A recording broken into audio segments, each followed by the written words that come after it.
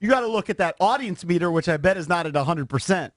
Yeah, JP gives a good point. That's actually one thing, a problem that I have with Rotten Tomatoes is that, like, let's say every reviewer gave Get Out a 3 out of 5. That would make the movie 100%. So technically speaking, you are right. But if you go into the actual reviews and read the numbers and the thoughts on the movie and the ratings, it's much more highly sought after than just a 3 out of 5 that could equally to 100% as well. It's a much more well-reviewed movie. Drab, I think, resents that the movie has a lot to do with race and is probably pounding home a message about race and discrimination and things like that. Not necessarily.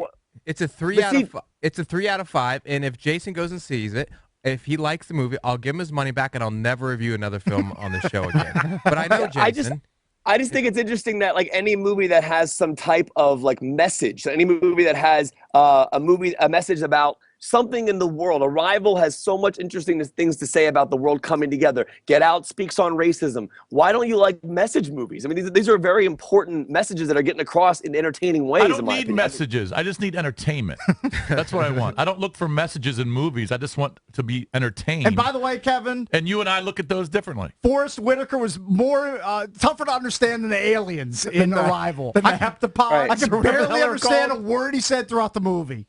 Guys, I'm getting a lot of texts right now from Drab. He's texting me his favorite movies of all time. Can I read you some of these real fast? Please, yes. Here comes the bit. He just said that movie 43, which is like this crazy movie. I'm sorry, some sound effects are coming off of my headphones. I apologize. But yeah, he thinks that Jack and Jill with Adam Sandler is the greatest movie of all time. He just said that to me.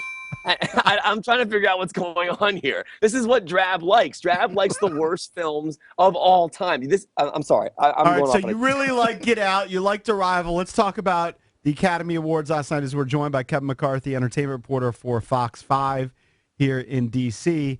Let's start with the Best Picture botch. How much did that blow you away? How awkward was it? I didn't see it because I didn't stay up till, 12:15, 12:30, whenever they actually did Best Picture. But how awkward was it for the producer of La La Land to go up and accept his Academy Award only to find out that he didn't win it? It was amazing. And for people who are just waking up right now or driving to work, last night on the show, when they announced Best Picture, as you mentioned, La La Land was announced. It was a complete mess up. Warren Beatty had the wrong card. It said it was the actress in a leading role card. It was not the Best Picture card. So when he said La La Land, the card did technically say that, but it was Emma Stone's card, not the Best Picture card. So as you saw, the videos are very awkward. The producers of La La Land are on stage accepting the award. My thing is there's 3 speeches deep until they actually announce that they're wrong. So my thing is, and you see people walking across the stage with headphones on, they're picking up the card, they're trying to find out what's going on here. But don't you fix the problem before they even start giving the speech? And listen, I get it's live TV, but it's unbelievable to me that it took that long to get there. But I will say this, on the La La Land end, the producer handled it extremely graciously, handed the Oscar to Barry Jenkins, the director of Moonlight. And then the other side of the coin is this. Moonlight did not get its proper Best Picture announcement. It did not get its proper speech time. Right. It's been kind of, muddled by this particular situation. So it's a lose-lose for everyone, in my opinion. I mean, La La Land, for example, Moonlight won, but winning in that way, it's like you really didn't get your proper, that one moment you dreamed for in your whole life, and then all of a sudden it's drowned out by this particular mess up. I just don't know how something like that can happen. I understand human error. There's human error in everything. Yeah.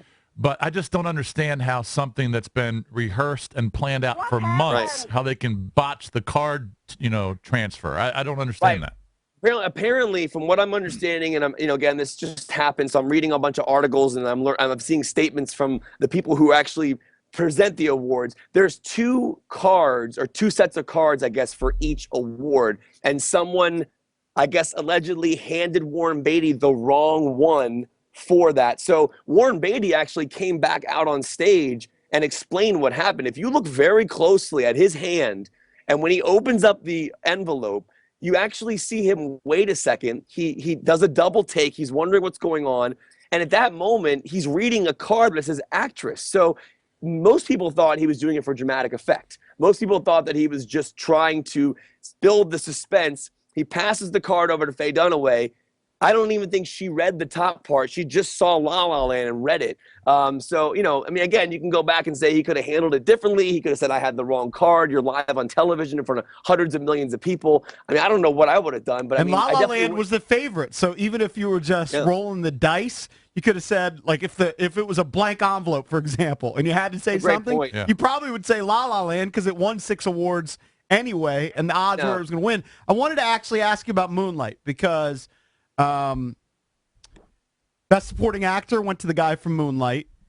Yeah, and we were talking about this. Is that the guy who was in Place Beyond the Pines, by the way? Yeah.